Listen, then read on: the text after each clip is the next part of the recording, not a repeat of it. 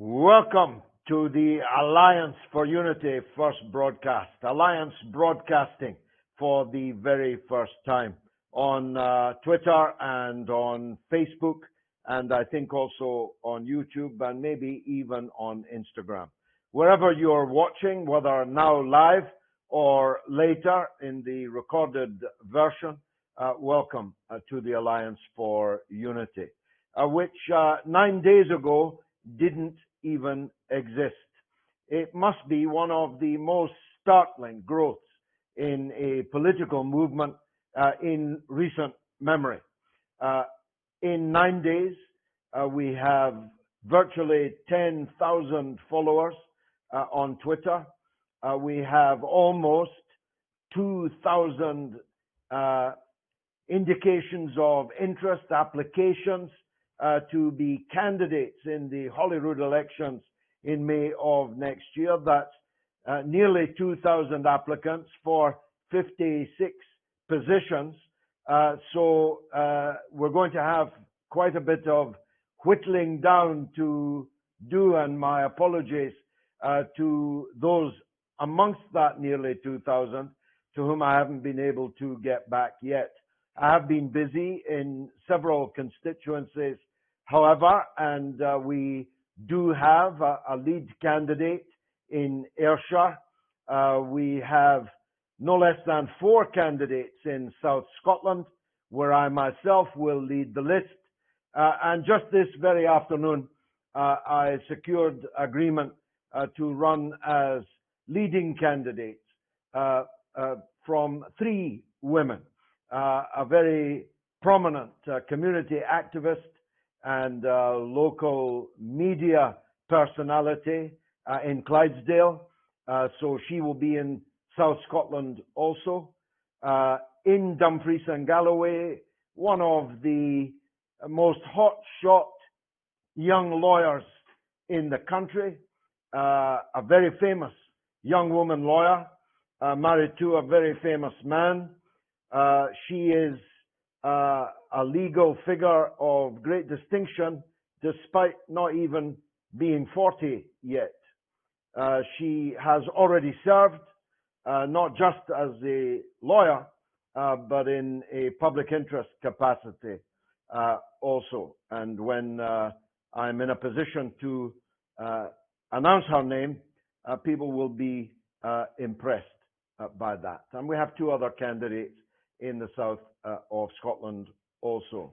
As well as this afternoon, securing agreement with a veteran, if she doesn't mind me calling her that, quite a young veteran, but a veteran political figure in the Highlands, who is again a well-known political personality. Now, it was my intention to announce the 3 women candidates that I reached agreement with this afternoon, but I'm not doing so for reasons to which I now must turn, and melancholy they are at that.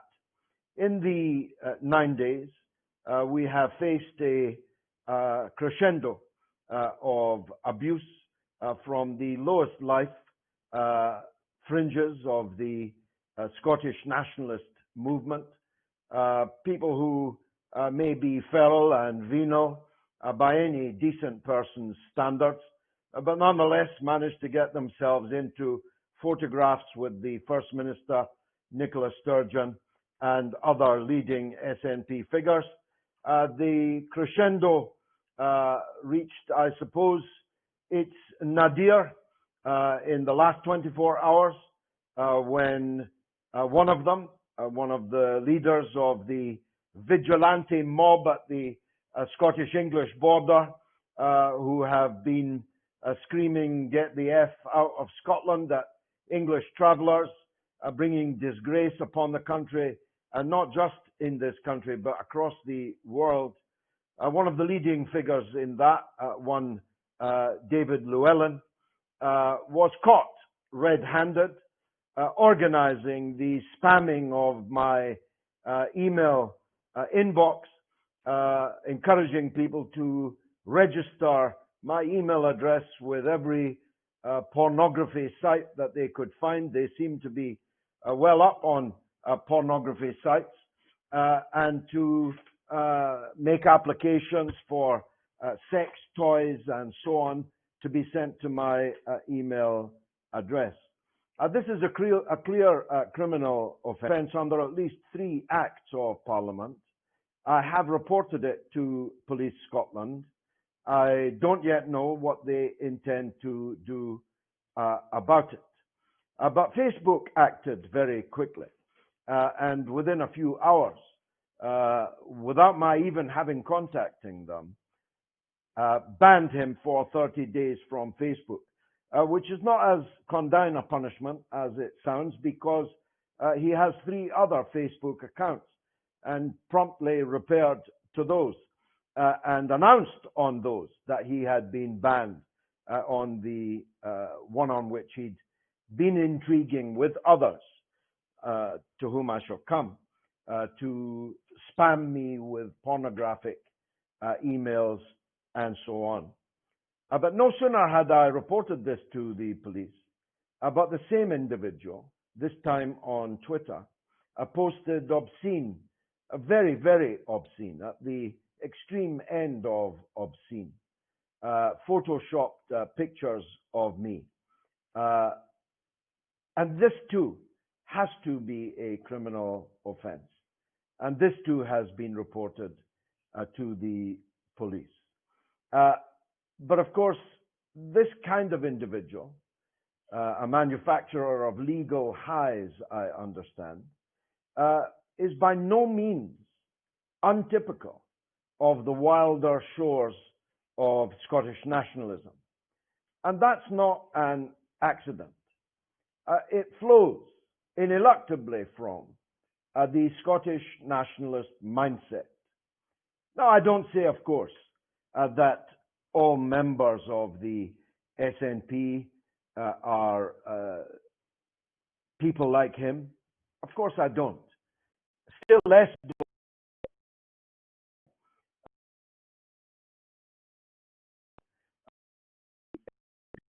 are people like him. Definitely they are not. But the line of march, the direction of travel, of the politics of division and grudge, inevitably leads to the kind of ugliness that we've seen at the border, that we have seen on social media in the last 9 days, and no doubt will be doing so even as I'm speaking now, because I have no doubt that my Twitter feed and the Facebook comments and so on will be another collection of vile and even violent and obscene ugliness. And it's not for nothing that the cyber gnats have become a thing. Everybody knew about them in 2014. And of course, social media has become far more hegemonic as a campaigning tool than it was in 2014. It may be a generation ago for the SNP, even a lifetime ago for the SNP. But 6 years is not a long time. But in that 6 years, the hegemony of Twitter and Facebook and other platforms like them in political campaigning has become more or less absolute. And of course, in this forthcoming election for Holyrood, we have no idea what other kind of electioneering will be possible. Will handing out leaflets in the street ever be a thing again? Will it be a thing again in time for the Holyrood elections next year? Will canvassing door to door ever be a thing again? Will people take leaflets? Will they answer the door to strangers seeking their votes? Will public meetings be a thing again? Perhaps not. I dearly hope they will. I very much enjoy the roar of the grease paint, the smell of the crowd, and always have. But it may be that there are not many public meetings of the kind that I have been used to all of my political life. And in any case, if we held public meetings, what guarantee do we have that they will not be destroyed by the vigilante mob? Frankly, I can think of no guarantee, likely, certainly not from Police Scotland, which seems to have taken an extraordinarily liberal view of the law on which I am seeking to have them charge and have prosecuted the people who've been attacking us over the last few days. This fellow Llewellyn, for example, drove all the way to Fort William, pacemaking for a group of nationalist marchers in a car that was neither taxed nor MOT'd. And this was reported repeatedly to the police, but he was allowed to continue driving it all the way to Fort William and back to Edinburgh, committing a criminal offence every step of the way. So I'm worried about the closeness of the Scottish National Party and Police Scotland. Police Scotland have an absolute duty, I'm sure their officers know it, to the public as a whole, not to a here today, gone tomorrow political administration. And I very much hope that they will be gone tomorrow, if by tomorrow I mean next May. So we're looking for protection. And so when I announce our candidates, and particularly our women candidates, we will simply not tolerate their harassment. And if Police Scotland don't protect them, then we'll take legal action ourselves to protect them. But we will not have our democratic rights trampled upon, stood on, still less will we allow them to be destroyed. Because we believe the time has come that enough is enough, and that 13 years of SNP misrule is reaching its predictable conclusion. I'm old enough, unfortunately, to remember the 13 years of Tory misrule that came to an end in 1964 in the sickness of the Profumo affair, a big sex scandal, but nothing like the scandals in which the SNP are now embroiled. Profumo had nothing on Bute House. He had nothing on what's been going on at the top of the SNP. He had nothing on Derek Mackay. He had nothing on the 5, or is it 6, or is it 7 SNP councillors currently facing criminal charges. He had nothing compared to, he was nothing compared to McGarry, the SNP MP in Glasgow that went to prison for corruption and so on. All one-party states unravel in the end, come to a grisly end. And that's, I believe, what's happening with the SNP. Profligacy of all kinds, personal and political. Corruption of all kinds, political and personal. And an arrogance that is bred by such a long period in power without any serious, proper opposition.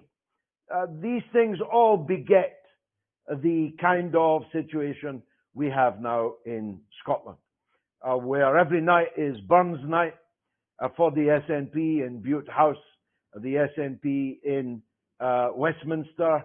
That I can tell you firsthand, every night has always been Burns night.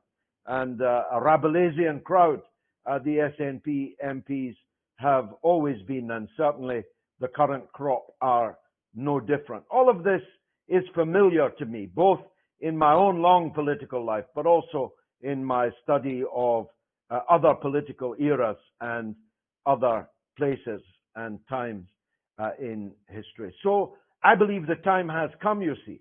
I believe that a critical mass has assembled, which is ready, if it can find the mechanism by which to do so, to end SNP rule. Not just because of their personal failings, which are many, not just because of their political mistakes, which also are many, not just because of the ennui of 13 years of one-party rule, but because the country has come to a sense, I believe, that Scotland is on a kind of hamster wheel, endlessly pedaling and going nowhere, endlessly Groundhog Day, an endless Groundhog Day in which every day is the same. Every day is the grudge and grievance. Every day, every issue is ultimately reduced to the English. Of course, they don't, except at the border and amongst the rougher trade in the SNP, they don't use the word English, they use code words. So Westminster is a code word for English, even though there's more poverty in Westminster and in the 2-mile radius of the Houses of Parliament than there is people in the whole of Scotland. The poverty in London is brushed away. London is somehow paved with gold. England is somehow cheating Scotland, when of course the truth is the precise opposite. Thousands of extra pounds are expended per head of the population in Scotland, yet the politics of grievance and grudge has persuaded some people in Scotland that the situation is actually the reverse of that truth.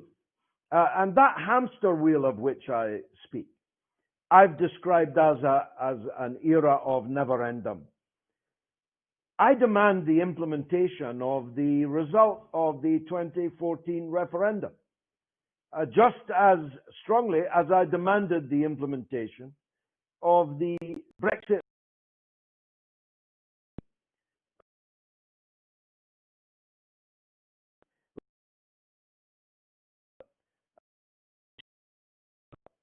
Now, finally, we have implemented the Brexit referendum, though it was a close-run thing. The betrayal of the Brexit referendum was a real thing for a very long time, until days before the last Parliament was dissolved and the general election of last December called. And of course, the SNP were at the forefront of trying to wreck the decision of the 2016 referendum. And that should come as no surprise, because they have never accepted the result of the 2014 referendum, despite signing in a solemn and binding agreement with the British government that they would accept the outcome of the referendum. A solemn and binding affirmation which included their belief, not Britain's, not London's, not Westminster, not Cameron, no, the belief of Alex Salmond and Nicola Sturgeon that this referendum in 2014 is a once-in-a-generation referendum. Now, of course, 6 years is not even a generation if you're a domestic rabbit. It's certainly not a generation, political generation, or actual generation in the lifetime of a people. And so I think we should hold the SNP administration to account for this, because Scotland has wasted the last 6 years. They have wasted the last 6 years arguing against a decision and for a change of a decision that had already been made, and quite decisively so far as referenda results go. By 55 to 45, the people of Scotland decided they wanted to remain in Great Britain. And that ought to have been the end of it, at least for 20 or 25 years. But in fact, it was not the end of it for 20 or 25 weeks. As soon as they could possibly do so, they began questioning the validity of the referendum result and beginning their long agitation for another, without ever actually quite putting it explicitly in their election manifesto, and I don't believe that they will do so this time either. They want it in the way that a circus owner would tie a carrot to a stick and dangle it over a donkey's nose as something that is always there, always in sight, but never quite reached. And that means, if you look on the bright side, that there will be no second referendum. But if you look on the dark side, it means that we'll talk about nothing else for the rest of the time until they eventually get their second referendum, until that generation has elapsed. And as long as that is happening, then no normal politics takes place in Scotland. And it's to that I now turn. The Alliance is asked frequently, what is our policy? We have no policy but one. And that one is to remove the SNP from power. And it is in that spirit that I have invited and invite you now to join us. Whether you're of the left, of the right, or the center, whether you have a long political pedigree or you have never been involved in politics before. We'll argue about the politics after we've got the SNP out. Because as long as the SNP are in, no normal politics will be present in Scottish public life. And neither will it be possible for them to do so, because everything will be judged according to that line of grudge and grievance and national division. So our viewpoint is that people of goodwill who wish to see, for whatever reason or combination of reasons, an end to SNP rule should come together. The opposition, with all due respect to them, have not been doing a great job. The Conservatives, for a time under Ruth Davidson, were pretty successful, and Ruth became a figure in the land. But since she left, even his best friends would not claim that Jackson Carlaw has been landing many effective blows against Nicola Sturgeon's government in Edinburgh. Richard Leonard, I don't mean to be unkind, it's not in my interest to be unkind, but let's say he hasn't set the heather on fire. And the leader of the Liberal Democrats, I'm not sure that he's even still alive. I've heard and seen nothing from him, from Leonard, from Carlaw, which leads me to believe that next May's election, if left to them, is going to lead other than to another SNP government and a continuation of the never-ending, a continuation of the hamster wheel politics. And so, I have a plan. I have advanced it. It seems to me logically irrefutable that if the majority of voters in Scotland who are opposed to the SNP, and that has always been the case. More people vote for unionist parties than vote for the SNP at every election. And if you include those that don't vote at all, then the SNP only command the support of fewer than a third of the Scottish electorate as a whole. But as long as these three opposition parties are fighting each other, cutting each other's throats, letting the SNP in because of their division, then Nicola Sturgeon will continue. And you'll be asked to clap for our 60th birthday, our 70th birthday, our 80th birthday in the North Korean style.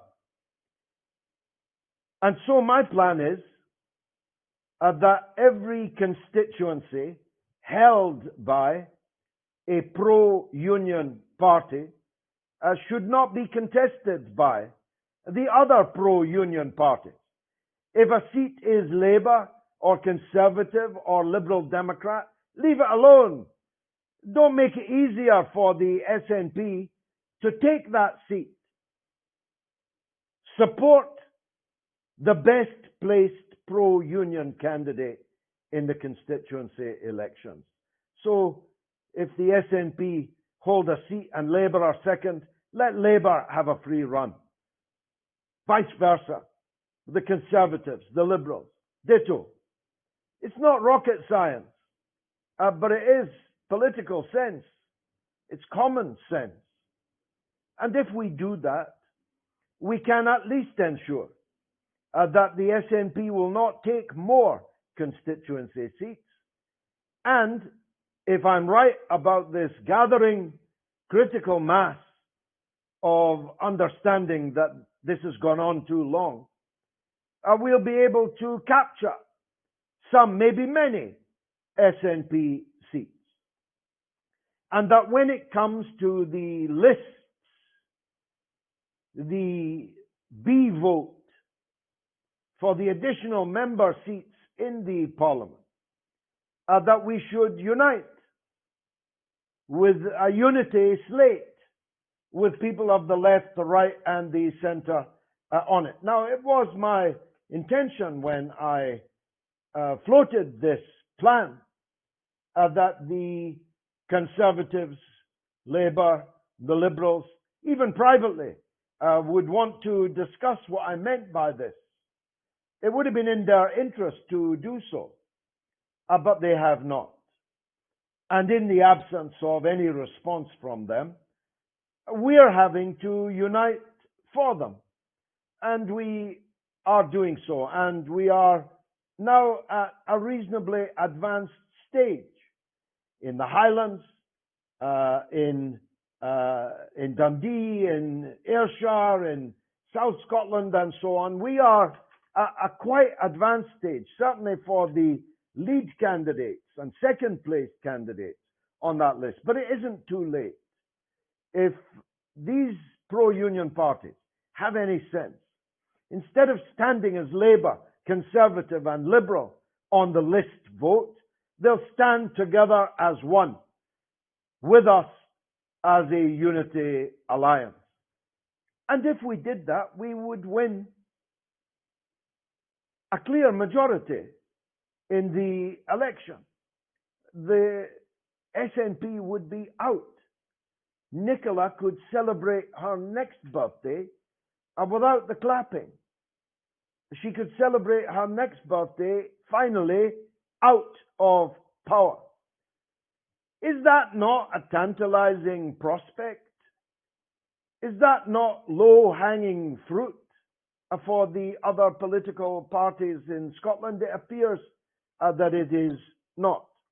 So I'll have to do my best to find Labour people, Conservative people, Liberal people, even some moderate former nationalist people to form our unity list.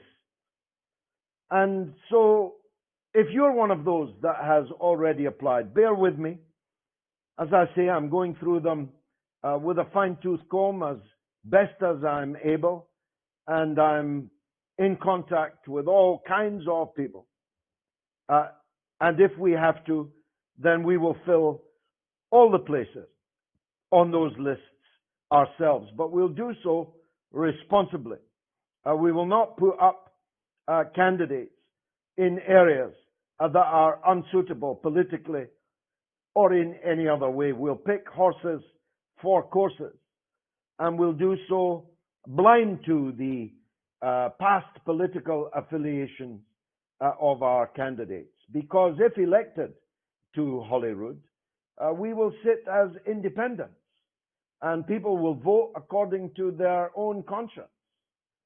And as a group, we will have only one purpose, and that is to help build an alternative government of national unity for Scotland that will repair the damaging breach between Scotland and the rest of the United Kingdom, heal the scars that have been inflicted by the natification of Scottish public life in civic society, as well as in relations with the media and so on.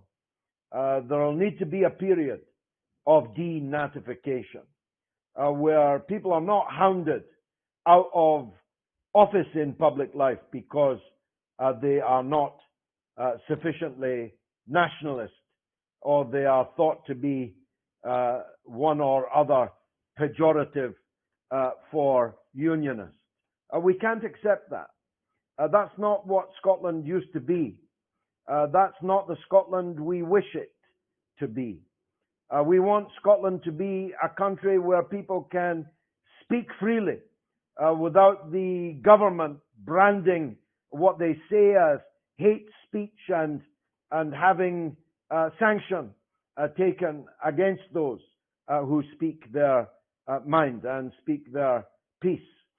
We don't want a Scotland where being one of us is the main qualification for promotion in public life, in local authority, in academia, and most deadly of all, of course, if that were the case, inside the police. We cannot accept that civil servants are mere factotums of the governing party, of the ruling party. We need, as we used to have, an independent civil service that knows that governments are here today and gone tomorrow, and knows that their interest is the public interest, not the party political interest of those who wield a temporary political power at Holyrood. We need a government of national unity that will heal the wounds of this last period of intense, divisive, brimming with grudge politics, which have done so much damage. Now, finally, may I say to those watching who have long disagreed with one or other of my political positions, let me offer this reassurance.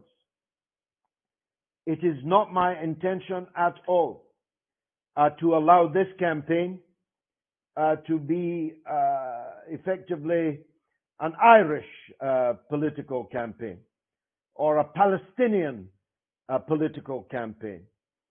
Palestine has nothing to do with the Scottish Parliament elections. Ireland has nothing to do with the Scottish Parliament elections. Scotland is not Ireland, and it's certainly not Palestine. So if you have disagreed with me and still disagree with me, perhaps even viscerally disagree with me on these other matters, please be assured. First of all, the Scottish Parliament has nothing to do with foreign affairs, and neither should it. It's a devolved assembly, after all, with clearly defined powers, which are honoured more in the breach than in the observation. Foreign affairs, international affairs, have nothing to do with this campaign. And the Alliance for Unity will not breathe a word about them and will not allow others to divert us onto them. As I said, we have one policy only. It's one that I think the majority of Scots approve of. And that one policy is that enough is enough. The SNP must go, and all of us must unite in order to push them out that door. So I hope you'll follow us. I hope you'll support our campaign. From time to time, other candidates will address you in these alliance broadcasts, but I will have a weekly talk on Monday nights at 8 o'clock, continuing the discussion that we have begun tonight. You may watch my mother of all talk shows on Sunday night. I'm blessed that some of my worst enemies watch it too. And when I'm really, really lucky, some of them phone in. Like Paul, the Shadow Chancellor, as I dubbed him, who imagined that not only would a breakaway Scotland be allowed to use the pound issued by the Bank of England, but that it would be able to quantitatively ease it. Turn on a printing press in Edinburgh and print Bank of England banknotes for the purposes of quantitative easing. That altercation went viral, and millions of people have now watched it around the country, around the world. But I had another one volunteer last night, although this time he didn't have the courage to phone. But it was nonetheless a highly revealing text message. His name was Steve. And he said that an independent Scotland would conclude a free trade deal with China. And I was forced to point out to him that an independent Scotland, so-called, inside the European Union, would not be allowed to conclude a free trade deal with anyone outside of the parameters set by the European Union. He didn't seem to have realized that Scotland would not even be able to have a free trade agreement with Britain, never mind with China, without the approval of 27 other countries in the European Union. Being in the European Union is not independence. It was a hard sell, separatism, in 2014. That's why they lost. But the oil price was buoyant, just not as buoyant as the Alex Salmond prospectus was built on, an oil price of 117, I think, dollars per barrel. And of course, in the last few months, oil companies were paying people to take oil off their hands rather than selling oil to them at any price. And last time, Britain had not left the European Union. And a breakaway Scotland would not be joining a European Union that the rest of Britain had left.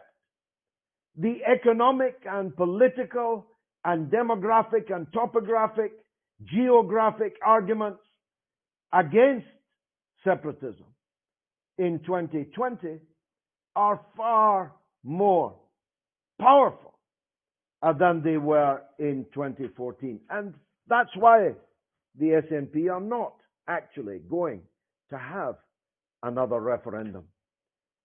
They just want to tie that carrot in front of the donkey's nose and keep you focused on that carrot of one day a Scottish breakaway.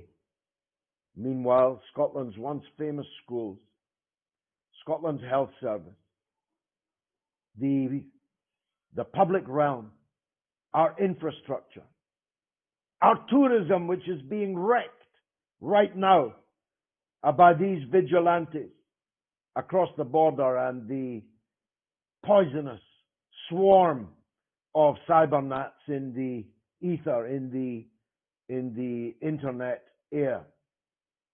Our country's going to the dogs because of these people. It's time to hunt them. I hope you'll join me, because whatever else you might say about me, I'm quite good at fighting nationalism. I'm quite good at fighting the SNP. And I invite all men and women of goodwill in the country to join me in that fight. I've gone on longer than I expected. Not every week it will be 40 minutes, but this was the first of the Alliance broadcasts. I hope you'll come back for the second.